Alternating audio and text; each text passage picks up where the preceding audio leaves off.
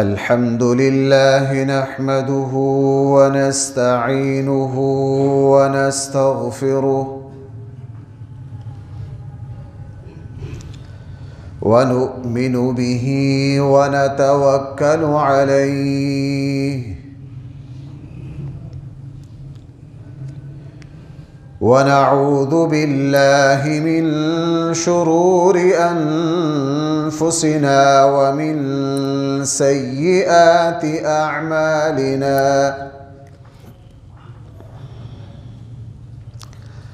من يهده الله فلا مضل له ومن يضلله فلا هادي له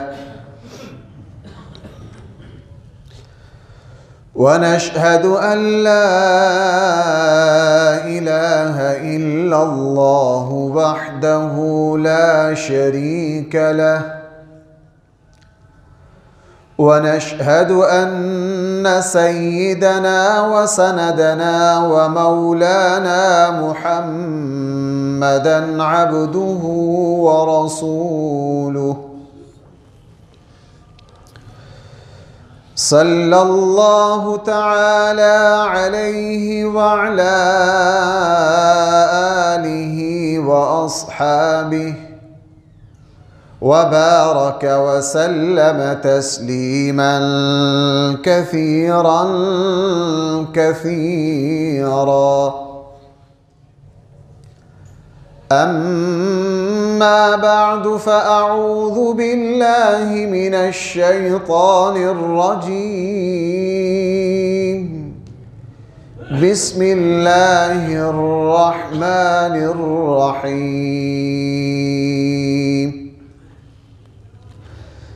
يا أيها الذين آمنوا كلوا من طيبات واشكروا نعمة الله إن كنتم إياه تعبدون.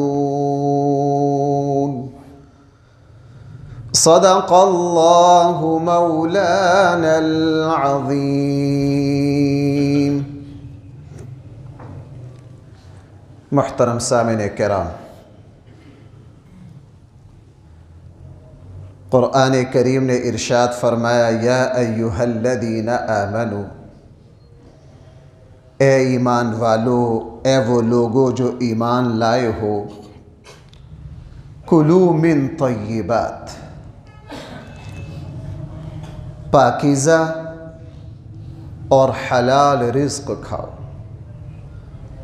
واشکروا نعمت اللہ، اور اللہ تعالیٰ کی نعمتوں کا شکریہ ادا کرو، ان کنتم ایاہ تعبدون، اگر تم اس اللہ کی بندگی کرنا چاہتے ہو۔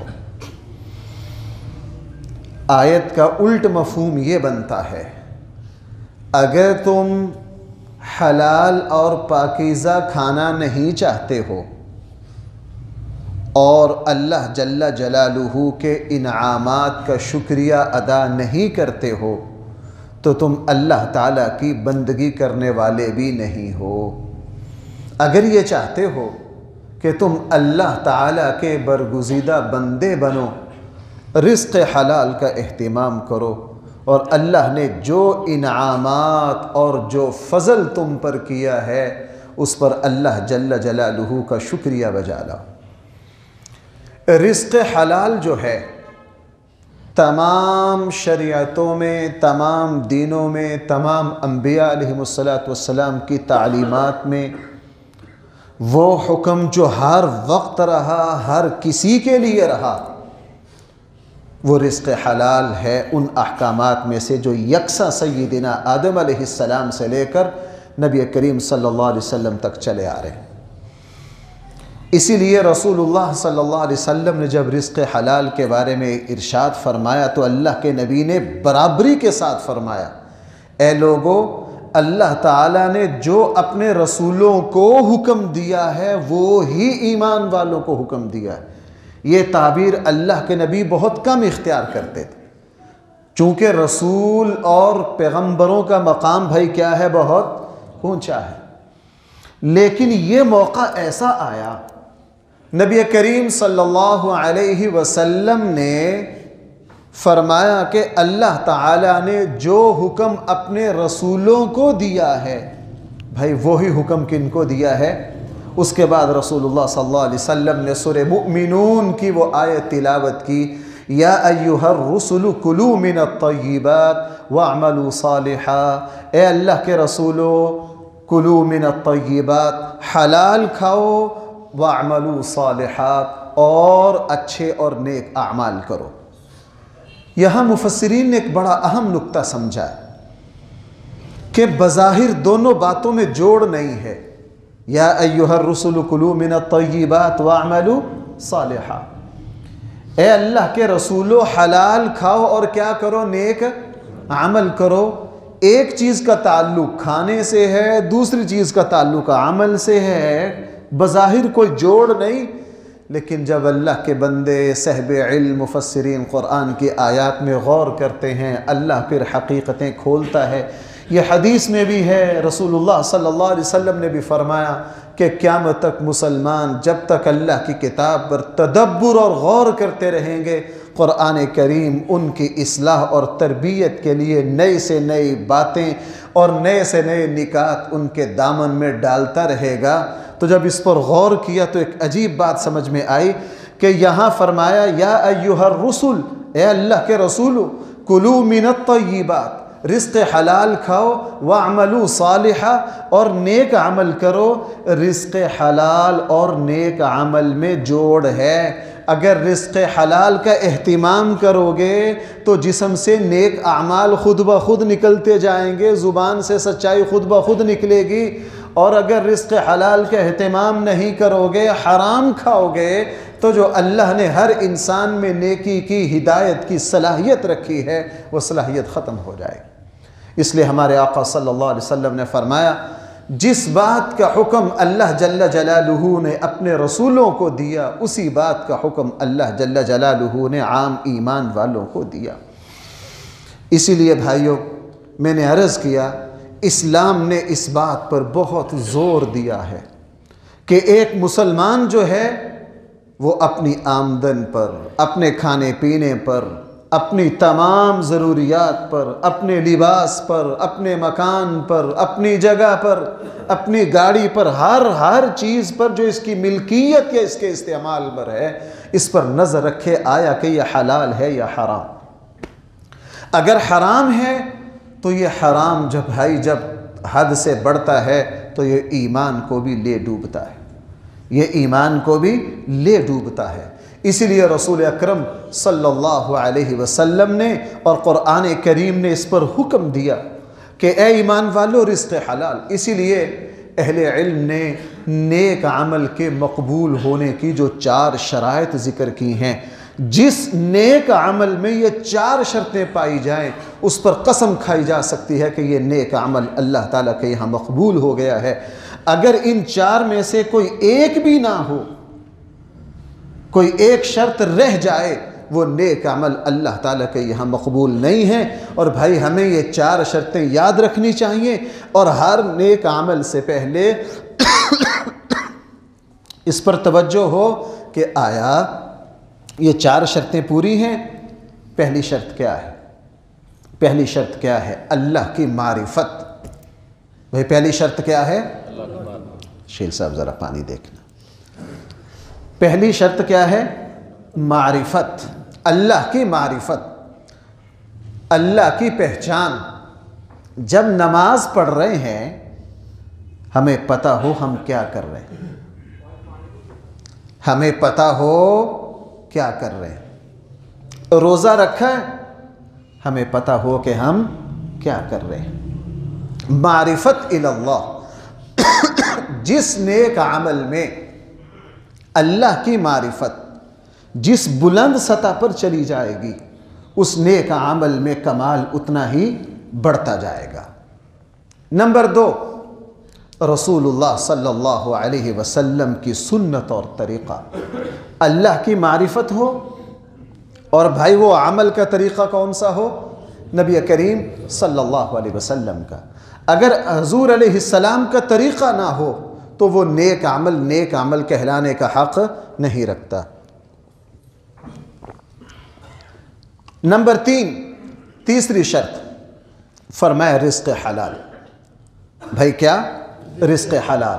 3 باتیں، اللہ کی معرفت ہو، اللہ کی پہچان ہو، نمبر 2 وہ عمل رسول اللہ صلی اللہ علیہ وسلم کے طریقے کے مطابق ہو، نمبر 3 اس میں کیا ہو، نمبر 4 بعض نے کہا یہ چوتھے کو بیان کرنے کی ضرورت نہیں، اللہ کی معرفت میں یہ آ گیا۔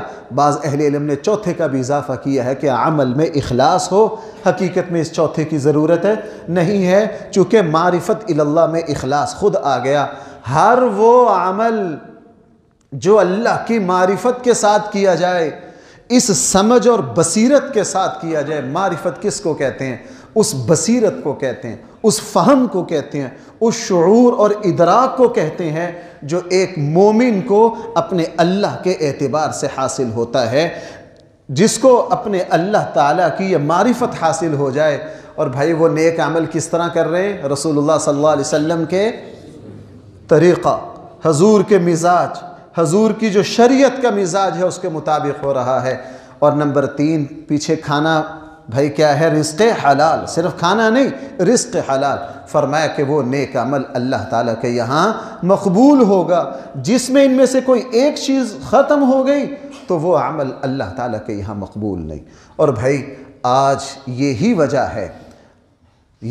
ہے بعض مرتبہ خیال آتا ہے کہ یار ہم بھی وہی اعمال کر رہے ہیں جو رسول اللہ صلی اللہ علیہ وسلم کے صحابہ کر رہے ہیں، لیکن ان کی برکتیں آج ہمارے مسائل ہی حل نہیں ہو رہے، ہماری عبادات میں وہ طاقت ہی نہیں ہے، ہماری دعائیں اپنا رنگ ہی نہیں دکھا رہی ہیں۔ کیوں؟ اس لیے کہ نیک عمل اللہ تعالیٰ کے یہاں اور دعا اللہ تعالیٰ کے یہاں جو قبول ہوتی ہے اس کی جو شرائط ہے ہم ان کو پورا نہیں کرتے۔ جیسا کہ وہ صحیح مسلم کی حدیث ہے، رسول اللہ صلی اللہ علیہ وسلم نے کیا فرمایا؟ ایک شخص اللہ کی بارگاہ میں حاضر ہوتا ہے اور وہ سفر کرتے کرتے، بعض نے اس روایت میں حج کا بھی بعض روایتوں میں ذکر ہے، ایک آدمی پیدل سفر کرتے کرتے حضور کے زمانے کے اعتبار سے حضور نے سمجھایا وہ حج کے لیے گیا ہے، اس طرح کہ اس کے بال بکھر گئے ہیں، پراگندہ حالت ہے، اس کے کپڑے میلے کچیلے ہیں، اور وہ اس طرح تھک تھکا کر اللہ کی بارگاہ میں پہنچا ہے اور اللہ کی بارگاہ میں جا کے دعا کرتا ہے، یا رب یا رب یا رب یا رب، اللہ کو پکارتا ہے۔ رسول اللہ صلی اللہ علیہ وسلم نے فرمایا کہ اللہ تعالیٰ اس کی دعا کو قبول نہیں فرماتے ہیں، اس لیے کہ اس کا کھانا پینا لباس ہر چیز حرام ہے۔ ہر چیز کیا ہے؟ حرام ہے۔ اور بھائی اس حدیث پر ذرا غور کرو، دوسری حدیث میں ہے اللہ تعالیٰ مسافر کی دعا کو قبول کرتے ہیں۔ حدیث میں کیا ہے؟ اللہ تعالیٰ مسافر کی دعا کو کیا کرتے ہیں؟ قبول کرتے ہیں۔ ایک حدیث میں یہ ہے جو مسلمان حج اور عمرے سے واپس آئے، گھر میں آنے سے پہلے اس سے دعا کرو، اللہ تعالیٰ اس کی تمہارے حق میں کی ہوئی دعا کو کیا کریں گے؟ قبول کریں گے۔ اور ادھر سے حدیث کے الفاظ یہ بتا رہے ہیں وہ بے بس ہے، بھوکا پیاسا ہے، پراگندہ ہے، بکھرے بال ہیں، میل کچیلے کپڑے ہیں، یعنی وہ مضطر بھی ہے، بے قرار بھی ہے۔ قرآن کہہ رہا ہے اَمَّن يُجِيبُ الْمُضْطَرَّ إِذَا دَعَا وَيَكْشِفُ السُّوءَ۔ اس بندے میں قبولیت کے سارے اسباب جمع ہیں، مسافر بھی ہے، بے بس بھی ہے، بے کس بھی ہے، بھوکا پیاسا بھی ہے، اللہ کی بارگاہ میں بھی ہے، حج پر بھی آ رہا ہے، اللہ کو پکار بھی رہا ہے، یا رب بھی کہہ رہا ہے، تو فرمایا اللہ تعالیٰ اس کی دعا کو قبول نہیں کرتے، اس لیے کہ اس کا کھانا پینا کیا ہے؟ حرام ہے، اس کا کھانا پینا حرام۔ اس لیے اہل علم نے فرمایا کہ اسلام کی آدھی برکتیں رزق حلال میں چھپی ہوئی ہیں۔ آدھی برکتیں کس میں چھپی ہوئی ہیں؟ رزق حلال میں۔ کوئی بندہ رزق حلال کا اہتمام نہ کرے اور وہ یہ سمجھے کہ میرا اسلام خوبی والا ہو، ایسا ہو نہیں سکتا۔ میں نے عرض کیا اسی لیے ہمارے یہاں حرام کا بازار گرم ہے، اور اللہ معاف فرمائے اگر اس پر گفتگو کی جائے تو لوگ ناراض ہوتے ہیں۔ سود کے خلاف بات کی جائے، اگر یہ کہا جائے کہ جی بینک ملازمت، سودی بینک کی ملازمت ناجائز اور حرام ہے، لوگ کہتے ہیں جی اس مولوی صاحب کے پیچھے جمعہ نہیں پڑھنا، اس کے پیچھے کیا نہیں کرنا۔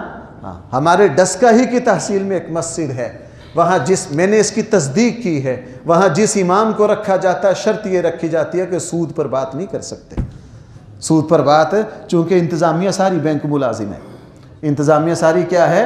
بینک ملازم ہے۔ میرا انہوں نے درس رکھا، درس کو عنوان رکھا والدین کے حقوق۔ میں نے کہا مولوی صاحب ناراض نہ ہونا، میں تو سود کے حرام ہونے پر ہی بیان کروں گا۔ اس نے کہا مفتی صاحب میری تو چھٹی ہو جائے گی۔ میں کہا کوئی بات نہیں، ہو جائے گی، ہونی چاہیے، اللہ کہیں اور لے جائے گا، اللہ کہیں اور لے جائے گا۔ یعنی مسجد کی انتظامیہ ہے، امام کو کیا کہتے ہیں؟ آپ سود پر بات نہیں کر سکتے، اعلان جنگ ہے اللہ سے۔ اس لیے معاشرے میں سود تو ایک حرام ہے نا۔ ہمارے یہاں بے ایمانی، کرپشن، پتہ نہیں کون کون سی خباثتیں معاشرے میں پھیلی ہوئی ہیں، اور ہم اس پر نکیر نہیں کرتے۔ اگر ہم اس پر نکیر نہ کریں، خود مجھ سے کئی دوست یہاں ناراض ہو گئے کہ آپ بینک کی ملازمت کو ناجائز کہتے ہیں، یہ غلط ہے آپ کی۔ میں نے کہا بالکل ناجائز ہے، حدیث ہے سود کے اوپر کو کسی بھی طرح کا تعاون کرے گا اس پر کیا ہے؟ اللہ کی لعنت ہے۔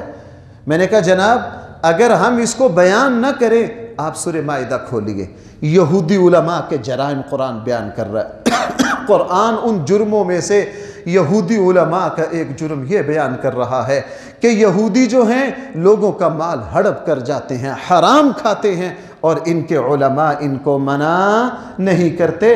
سورہ مائدہ میں یہودی علماء پر نہی عن المنکر، منکر سے روکنے کی، نہی عن المنکر کے فریضہ کو چھوڑنے کی وجہ سے اللہ جل جلالہ نے ان پر لعنت فرمائی۔ ان پر کیا فرمائی ہے؟ لعنت فرمائی ہے۔ اس لیے اب ہمارے یہاں حرام اتنا پھیل گیا ہے، اتنی شکلیں ہیں حرام کی، اتنی شکلیں ہیں کہ آدمی، اب رشوت ہمارے یہاں چل رہی ہے اور بڑے مہذب طریقوں سے چل رہی ہے، اور پھر ہمیں شکوہ ہے کہ ہماری دعا قبول ہے۔ اللہ دعا کیوں قبول کرے؟ حضرت ابراہیم بن ادہم مشہور اللہ والے، ایک مرتبہ ان کی مجلس میں بڑے بڑے اللہ کے ولی اور نیک لوگ بیٹھے تھے۔ ایک صاحب نے سوال کیا کہ حضرت ہماری دعائیں قبول کیوں نہیں ہوتی؟ ہماری دعائیں قبول ہے۔ اور اس سے پہلے آپ کو ایک وہ حدیث سناؤں، حضرت سعد بن ابی وقاص نے رسول اللہ صلی اللہ علیہ وسلم سے کیا درخواست کی تھی؟ اللہ کے نبی مجھے کوئی ایسا عمل بتا دیجئے میں مستجاب الدعوات بن جاؤں۔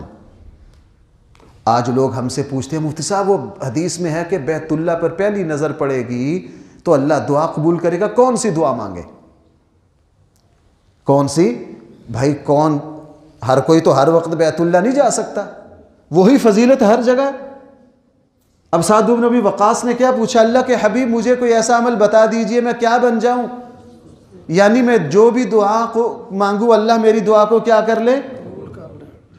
اللہ کے نبی نے ایک ٹکڑا چھوٹا سا فرمایا رزق حلال کا اہتمام کر، اللہ تیری ساری دعاؤں کو قبول کریں گے۔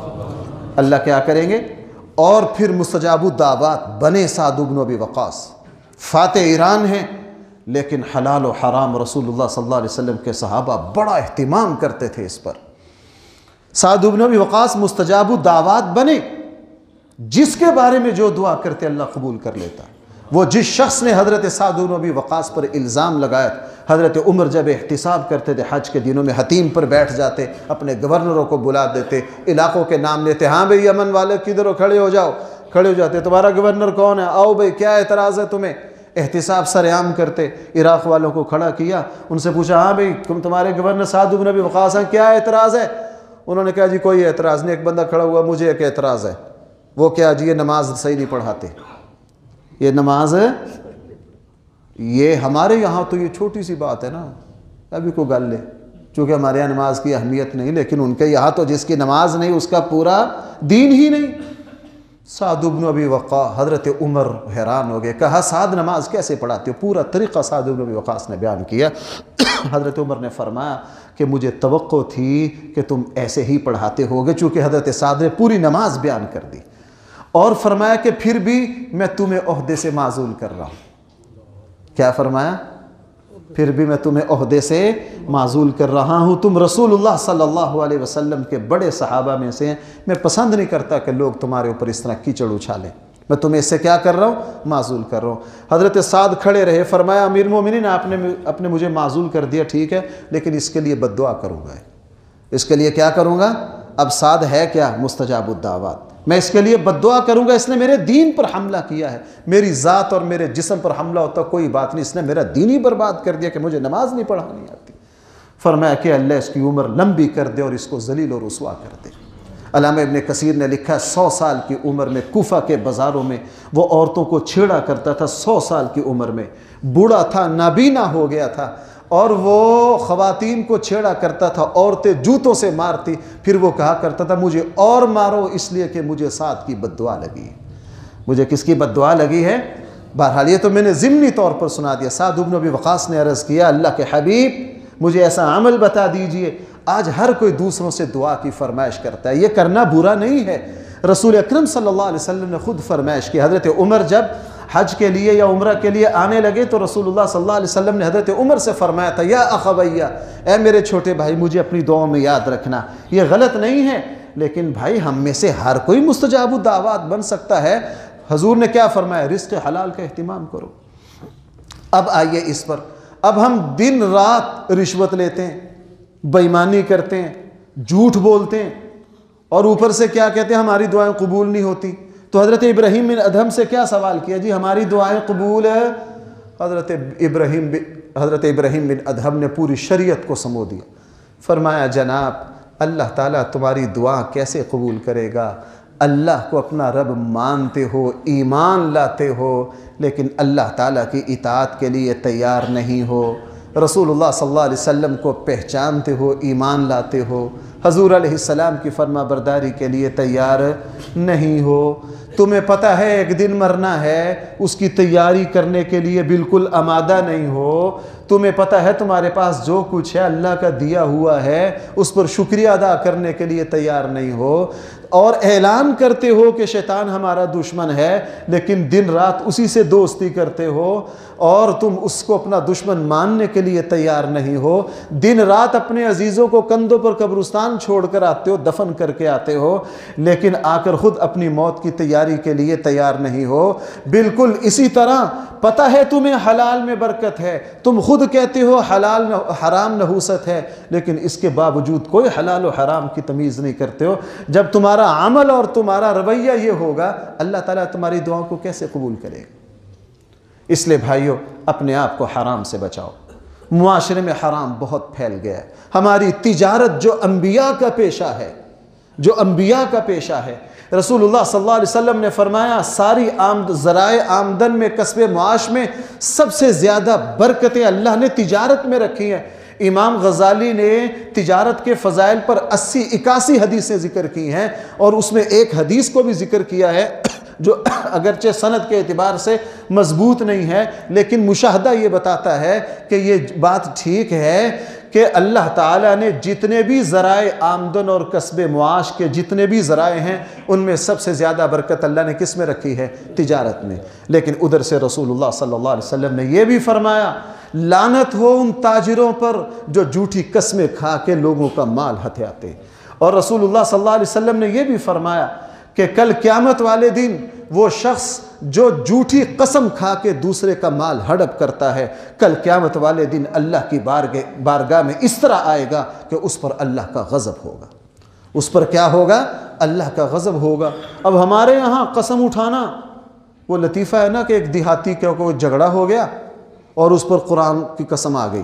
ان پڑھ آدمی تھا، اس کو پتہ نہیں تھا کہ قرآن کہتے کس کو۔ اس نے کہا نا بھائی، اس نے سمجھا شاید کو 35-40 من کا ہوگا۔ اس نے کہا ابھی پنچایت میں تو نے قرآن اٹھانا۔ اس نے کہا نا ابھی میں نہیں اٹھاتا قرآن۔ لوگوں نے کہا یار ایسا متقی پرہیزگار، ایسا متقی پرہیزگار، بڑی منت سماجت کی، کہتا نا بھائی میں نہیں اٹھاتا۔ جب سارے گاؤں نے گھیر لیا نا، کہا اچھا دکھاؤ وہ ہے کیا؟ وہ چھوٹی سی کتاب دکھائی، دیکھنے اچھا یہ تو میں 200 اکٹھی اٹھا دوں گا، یہ تو 200 اکٹھی۔ تو ہمارے یہاں بھائی کیا ہے؟ آپ جاؤ ہاں عدالتوں میں، قسم پر قسم، قرآن پر قرآن۔ رسول اللہ صلی اللہ علیہ وسلم نے فرمایا جس نے اللہ کا نام لے کر، میں یہ حدیث بہت سناتا ہوں اور بھائی میں اللہ سے بہت ڈرتا ہوں، اللہ تعالی ہم سب کو بچائے۔ فرمایا کل قیامت والے دن جس نے اللہ کا نام لے کر کوئی چیز اپنے لیے حلال کی، کل قیامت والے دن اس کے خلاف خود اللہ تعالیٰ مدعی بنیں گے۔ اللہ تعالیٰ کیا بنیں گے؟ اب ہم جھوٹی قسم کھاتے ہیں۔ بازار جاؤ آپ، 2 کلو آلو پر دکاندار قسم اٹھائے گا، چھوٹی سے چھوٹی چیز پر قسم اٹھائے گا، اللہ دی قسمیں وہ کس ذات کا نام لے رہے ہو؟ کس ذات کا نام لے رہے ہو؟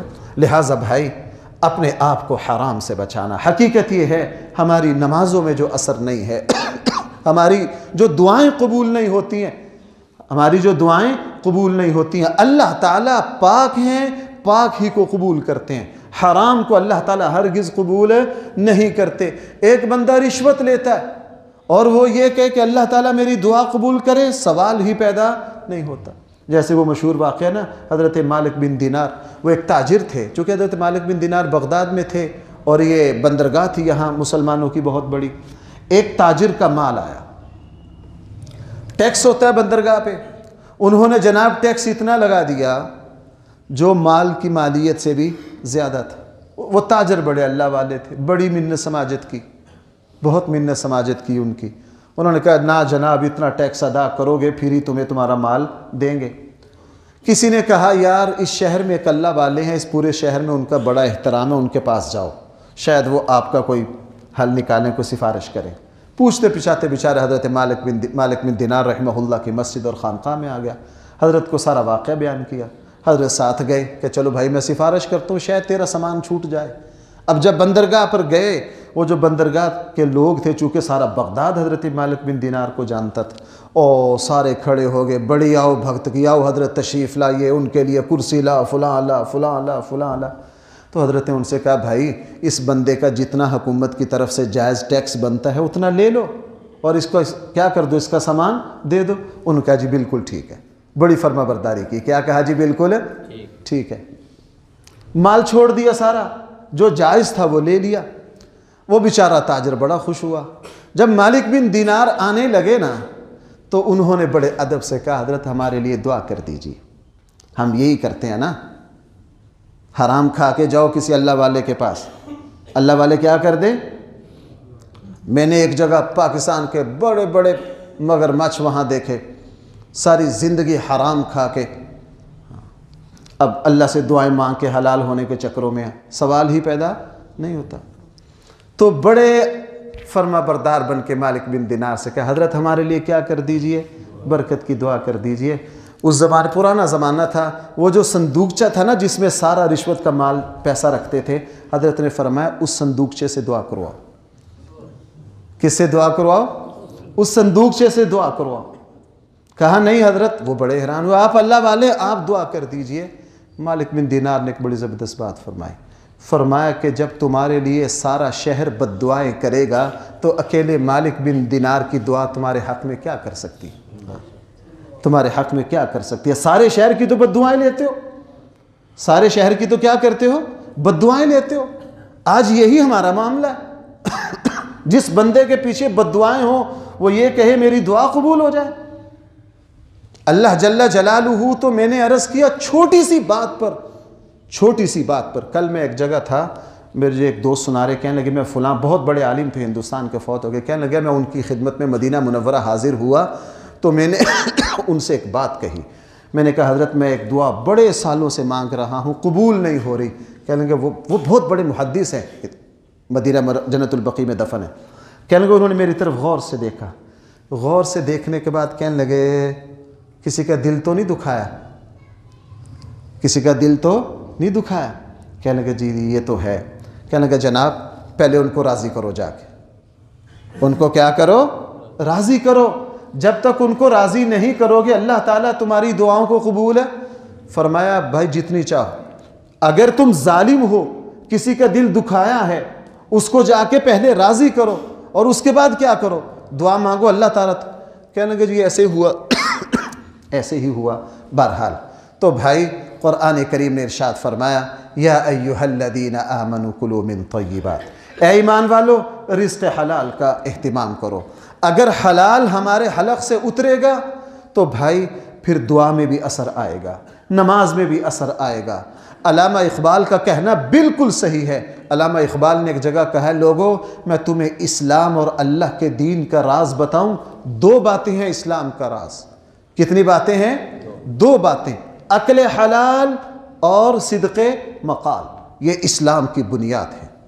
زبان کا سچا ہونا اور رزق حلال کا اہتمام کرنا یہ اسلام کی بنیاد ہے۔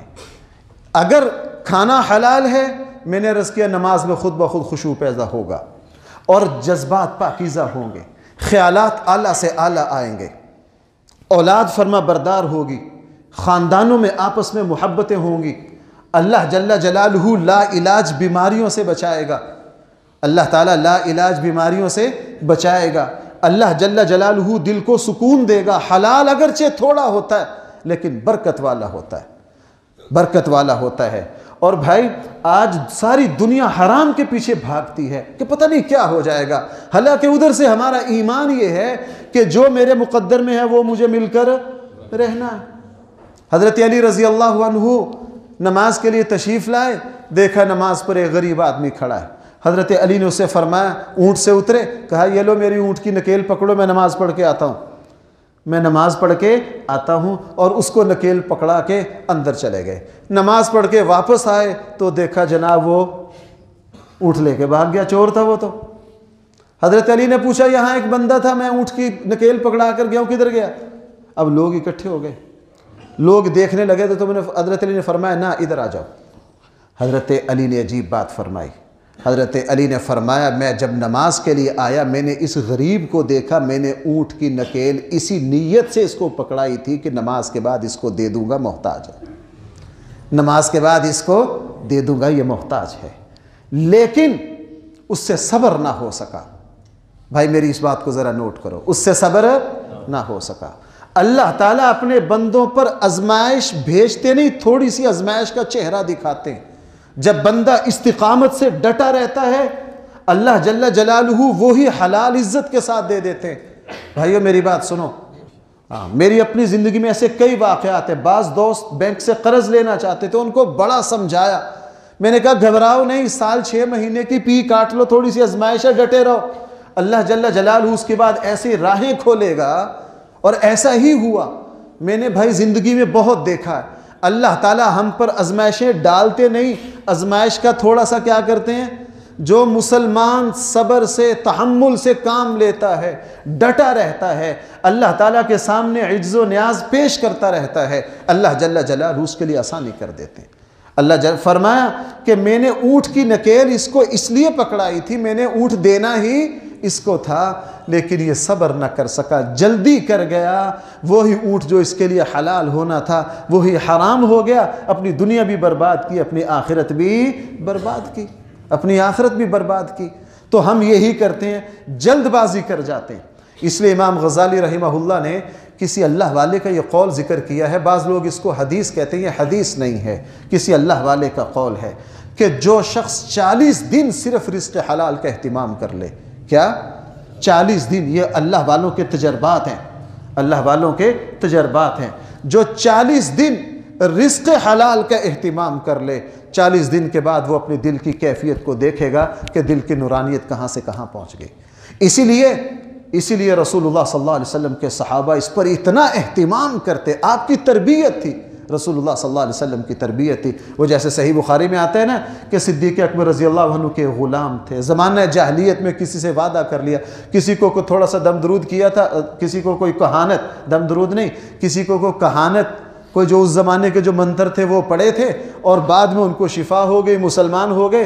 ایک دن یہ غلام وہاں سے گزرے، انہوں نے دودھ تحفتاً دیا، کیوں ہو آپ یہاں کہانت کا دم کر کے گئے تھے، اس کی وجہ سے ہمارا مریض ٹھیک ہو گیا۔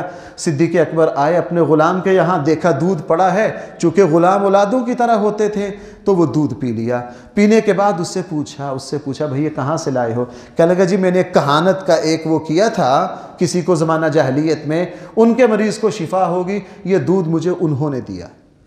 اوہو، صدیق اکبر کانپ گئے، اپنے حلق میں انگلی ماری اور اتنی دیر تک مارتے رہے جب تک وہ سارا دودھ باہر نہ آ گیا، اور اس کے بعد فرمایا حرام جو ہے یہ تمہارے ایمان کے نور کو مٹا دیتا، تمہارے ایمان کے نور کو مٹا دیتا ہے۔ میں نے آپ سے عرض کیا، آج جو ہمیں طرح طرح کے خیالات، ہر وقت شیطانی منصوبے، اللہ اکبر کہتے ہیں پہنچ کہاں جاتے ہیں، دل نیند نہیں، سکون نہیں، قرار نہیں، عزت محفوظ نہیں، بے چینی ہے، کلمہ گو بے چین ہو۔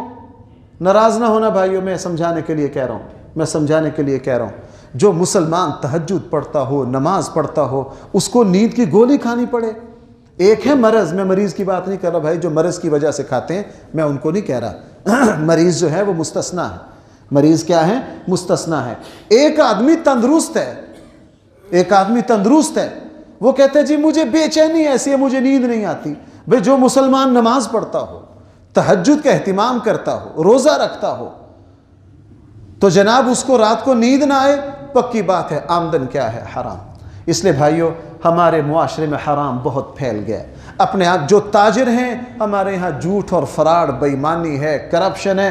رسول اللہ صلی اللہ علیہ وسلم نے ایک صاحب کو زکوٰۃ وصول کرنے کے لیے بھیجا، جب انہوں نے زکوٰۃ کا مال جمع کیا، آدھا الگ کر لیا، اس میں سے کچھ الگ کر لیا، کہنے لگے جی یہ انہوں نے مجھے تحفتاً دیا۔ رسول اللہ صلی اللہ علیہ وسلم کو اتنا غصہ آیا، آپ ممبر پر چڑھے اور بڑے غصے کا خطبہ دیا۔ آپ نے فرمایا اگر تو اپنے ماں باپ کے گھر بیٹھا رہتا پھر بھی تجھے کوئی دیتا، پھر بھی تجھے کوئی دیتا۔ اس لیے رسول اللہ صلی اللہ علیہ وسلم نے کیا فرمایا؟ ایک زمانہ آئے گا کہ یہ جو تحفہ ہوگا یہ رشوت بن جائے گی، اور صاحب اقتدار لوگوں کے جتنے تحائف ہیں وہ سارے رشوت ہیں۔ اور بھائی ناراض نہ ہونا، اس میں دیندار بھی شامل ہیں، اس پہ کیا ہے؟ اگر کوئی کسی جماعت کا سربراہ ہے وہ بھی اس میں شامل ہے، وہ بھی کیا ہے اس میں؟ ہمارے جو گدی نشین ہیں یہ سارے اس میں شامل ہیں، حکمران سارے اس میں شامل ہیں۔ حکمرانوں کو، صاحب مرتبہ کو جتنے تحائف دیے جاتے ہیں، رسول اللہ صلی اللہ علیہ وسلم نے فرمایا ایک زمانہ آئے گا وہ کیا ہوں گے؟ وہ رشوت ہوں گے۔ وہ حضرت عمر رضی اللہ عنہ کو ایک بدو دیہاتی جو ہے وہ اونٹ کی ران بھیجا کرتا تھا تحفتاً۔ ایک مرتبہ اسی کا مقدمہ عدالت میں آ گیا حضرت عمر کے پاس، تو اس نے کیا کہا؟ مشہور واقعہ ہر کسی کو آتا ہے، اس نے کیا کہا؟ اس نے کہا امیر المومنین ایسا فیصلہ کیجئے جیسے اونٹ کی ران دوسرے سے بالکل الگ ہوتی ہے۔ حضرت عمر سمجھ گئے، کہا تیرا فیصلہ تو بعد میں کروں گا نا۔ اسی وقت آرڈر لکھوایا کہ میرے جتنے گورنر ہیں سب کو ہدیہ وصول کرنے کی اجازت نہیں، کسی کو بھی ہدیہ وصول کرنے کی اجازت نہیں ہے۔ فرمایا حکمرانوں کو جو کچھ ملتا ہے وہ سارا کیا ہے؟ اب ماشاءاللہ نیا ڈی پی او آ جاتا ہے، دنیا کوئی گلدستہ لے رہا ہے، کوئی فلاں چیز لے رہا ہے، کوئی اس کی دعوت کر رہا ہے، بھاگے جا رہی ہے کہ نہیں دنیا؟ مجھے ایک مرتبہ یہی ایک دوست نماز پڑھتے ہیں، شاید ابھی بھی بیٹھے ہوں، بھائی میں پردے کے ساتھ بات عرض کر رہا ہوں، کسی کی پردہ دری نہیں، مفتی صاحب فلاں دعوت ہے آپ نے بھی آنا ہے، اور مجھے تو جہاں تو چونکہ جو سیاسی لائن کے لوگ ہوتے ہیں تھوڑا پوچھ لیتے ہیں بھائی وہاں ہے کون کون، چونکہ وہاں جا کے پریشانی ہوتی ہے۔ میں نے کہا بھائی کس کس کی دعوت ہے؟ فلاں بھی ہے، فلاں بھی ہے، فلاں بھی ہے، جی ڈی پی او صاحب بھی آ رہے ہیں۔ میں کہا ڈی پی او صاحب کس لیے آ رہے ہیں؟ کہنے لگے جی نئے ڈی پی او آئے نا، میں نے ان کے اعزاز میں۔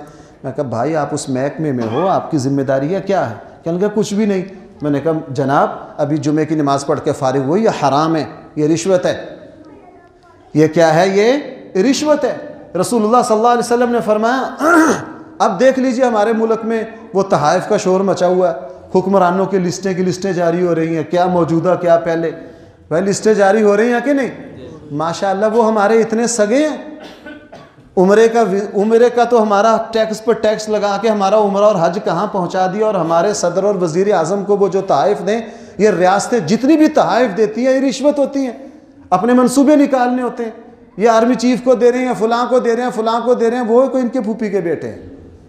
ہم جیسے مسکینوں کا حج ٹیکس لگا کے کہاں پہنچا دیا، اور ہمارا عمرہ کہاں سے کہاں پہنچا دیا، فلاں چیز کا بھی ٹیکس ہے، فلاں چیز کا بھی ٹیکس ہے، اور ماشاءاللہ ہمارے ملک کے وزیر اعظم صاحب دیتے ہیں بیت اللہ کی گھڑیاں دیتی ہیں اندر وہ ہیرے کی بنا کے، تم اتنے سگے کہاں سے آگے؟ یہ ساری کیا ہے بھائی؟ یہ کیا ہے ساری؟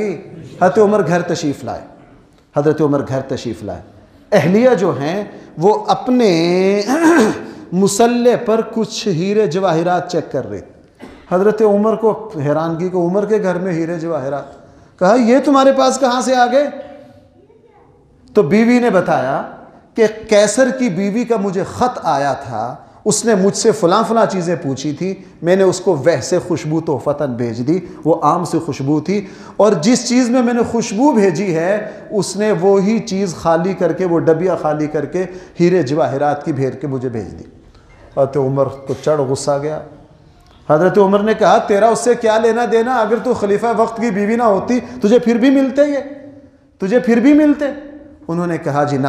فرمایا اسی وقت بیوی سے زبردستی چھینے، اور اسی وقت محمد بن مسلمہ رضی اللہ عنہ کے پاس آئے جو وزیر خزانہ تھے، اور انہیں کہا بھائی اس کو جمع کرو، یہ حرام کہاں تک پہنچ گیا، یہ حرام کہاں تک پہنچ گیا۔ اس وقت جتنے یہ ہدیے تحائف ہیں، یہ کیا ہیں؟ ہدیے تحائف ہیں۔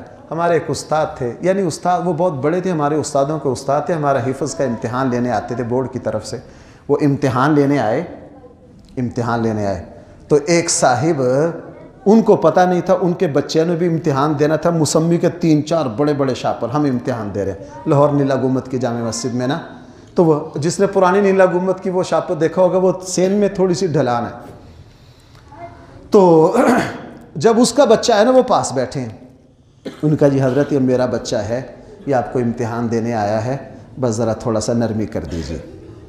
اب ہمارے امتحانوں میں جو کچھ ہوتا ہے آپ کو پتہ ہے۔ وہ ہمارے جو دادا استاد لگتے تھے وہ بڑے جلالی تھے، جوش میں آ گئے، اسے کہا یہاں سے اٹھاؤ اپنی مسمیاں، اس لیے بیٹھے ہو میرے پاس۔ وہ بڑے عہدے پر تھے، اوقاف کے بڑے عہدے پر تھے، اور اوقاف ہی کی طرف سے لے رہے تھے۔ اس نے اٹھائی نہیں، غصے میں اٹھا کے او ماری مسمیاں، او مسجد کو اس میں رٹتی جائے گا، اٹھاؤ یہاں سے، تمہیں نہیں پتہ یہ رشوت ہے، یہ ناجائز ہے۔ تو بھائی ہمارے یہاں یہ رشوت چل رہی ہے کہ نہیں؟ یہ رشوت چل رہی ہے۔ ہمارے یہاں مزاروں پر جتنے نذرانے ہیں پیروں کے، یہ سب مال حرام ہے، لوگ نیک سمجھ کے دے رہے ہیں، نیک ہے نہیں ہے۔ تو بھائیو، آج کی تقریر میری یہ مضمون آج پورا ہو گیا۔ میں نے 3 جمعوں میں ایک مضمون بیان کیا ہے، یہ آج اس کا آخری حصہ تھا، اس کا خلاصہ کیا ہے؟ اب خلاصہ یاد رکھیے، میں 3 جمعوں کی تقریر دی، میں نے پچھلے جمعے کی تقریر آپ سے یہ کی تھی، اس کا خلاصہ یہ تھا کہ سود کیا ہے، اللہ اور اس کے رسول سے ہر مسلمان پر، ہر پاکستانی پر، ہر گروہ پر، ہر جماعت پر، ہر فرد پر لازم ہے کہ وہ سود کے خلاف آواز اٹھائے، شعور پیدا کرے۔ جو دینی جماعتیں، جو دینی لوگ آگے لگے ہوئے ہیں، ہم اپنا کندھا فراہم کریں، ہم اپنا تعاون فراہم کریں، اور ہر مسلمان پر فرض ہے، ہمارے ملک کا بیڑا غرق جن اسباب سے ہوا ہے ان میں بنیادی دخل کس کو ہے؟ سود کو ہے۔ اور پچھلے جمعے کی میری تقریر کا حاصل بہت تھا، اور میرا پہلے آپ کو سچ بتاؤں، پہلے میرا اس طرف توجہ نہیں گئی، پچھلے جمعے توجہ گئی، آپ سے عرض کروں۔ اس وقت اس پر بہت بات ہو رہی ہے، صحیح ہو رہی ہے، ہونی چاہیے، بالکل صحیح ہو رہی ہے، اور ہم ہر جگہ اس کی تائید میں ہیں کہ ریاست نے جو سودی نظام بچھایا اس کو ختم کرے، لیکن عوامی سود پر گفتگو نہیں ہو رہی۔ اس لیے میں نے پچھلا جمعہ بھائی کس سود پر پڑھایا تھا؟ میں نے کیا عنوان اختیار کیا تھا؟ عوامی سود۔ میں نے 30 کے قریب وہ سودی مسائل پچھلے جمعے میں ذکر کیے تھے جس میں ریاست کا کوئی قصور نہیں، ہم خود بے ایمان ہیں۔ ہمارے ہاں بولی کی جو کمیٹی ہو رہی ہے یہ ریاست کا جبر ہے؟ جو لوگ سودی بینکوں میں، سودی اداروں میں ملازمت کر رہے ہیں، تو بھائی یہ جو ہے یہ ریاست کا جبر ہے؟ بھائی بولتے نہیں آپ حضرات۔ ہمارے یہاں قسطوں کی جو بڑے بڑے دکانیں، بڑے بڑے کاروبار آگے ہیں، اس میں جو سود ہے یہ ریاست کا جبر ہے؟ ہم جو آپس میں ایک دوسرے کو قرض دیتے ہیں اور 2-3% نفع لیتے ہیں، یہ ریاست کا جبر ہے؟ یہ کوئی ریاست کا جبر نہیں ہے۔ اس لیے ریاستی سود کے خلاف آواز اٹھانا بھی ضروری ہے، اور ہمارے معاشرے میں جو عوامی سود ہے اس پر گفتگو ہونا بھی ضروری ہے۔ میں نے 30 کے قریب معاملات پچھلے جمعے میں تفصیل سے بیان کیے تھے، اور بھائی تیسرا اس کا حاصل یہ ہے، اسلام سود سے نفرت کیوں کرتا ہے؟ میں سچی بات آپ سے عرض کروں، یہ جو مال حرام ہے، یہ جو سود ہے، یہ مومن کے ایمان کو اتنا بیکار کر دیتا ہے، ضمیر کو اتنا مردہ کر دیتا ہے، دل کو اتنا ناپاک کر دیتا ہے کہ بعض مرتبہ ایمان کا دامن بھی ہاتھ سے چھوٹ جاتا ہے۔ اس لیے امام غزالی نے بڑی پیاری بات کی ہے، فرمایا کہ جہاں مال حرام آتا ہے نا، اس دل کی مثال اس طرح ہے جس طرح دیمک زدہ لکڑی کی۔ بھائی جو لکڑی اندر سے بوسیدہ ہو، جس لوہے کو زنگ کھا گیا ہو، آپ سارے دنیا کے کاریگروں کو بلا کر کہیے یہ جو لکڑی ہے اس کا اعلیٰ سا ماشاءاللہ الماری بنا دیجئے، وہ کہیں گے اس کو تو کیا کھا گئی ہے؟ وہ بنا سکتا ہے؟ استعداد ہی نہیں رہی ہے۔ حرام استعداد کو ختم کرتا ہے۔ حرام کیا کرتا ہے بھائی؟ ایمان کی استعداد کو، اور اس کی بدترین شکل سود ہے، رشوت ہے، اور بہت ساری چیزیں ہیں۔ اللہ جل جلالہ ہم سب کو حلال کا اہتمام کرنے کی توفیق عطا فرمائیے۔ بھائی بس آخری بات، صرف کھانا پینا ہی کو نہیں دیکھنا، اپنی تمام چیزوں کو دیکھنا۔ حرام سب جگہ ہے، اور رزق کا لفظ ہم صرف کھانے پینے کو سمجھتے ہیں، رزق صرف کھانے پینے کو نہیں کہا جاتا، انسان کی تمام ضرورتوں پر رزق کا لفظ بولا جاتا ہے۔ ہر چیز پر نظر رکھیں، کل قیامت والے دن ہر چیز کا سنگل حساب ہے، صرف مال کا ڈبل حساب ہے، کہاں سے کمایا اور کہاں خرچ کیا، ڈبل حساب دینا ہے۔ اللہ تعالی ہم سب کو صحیح فہم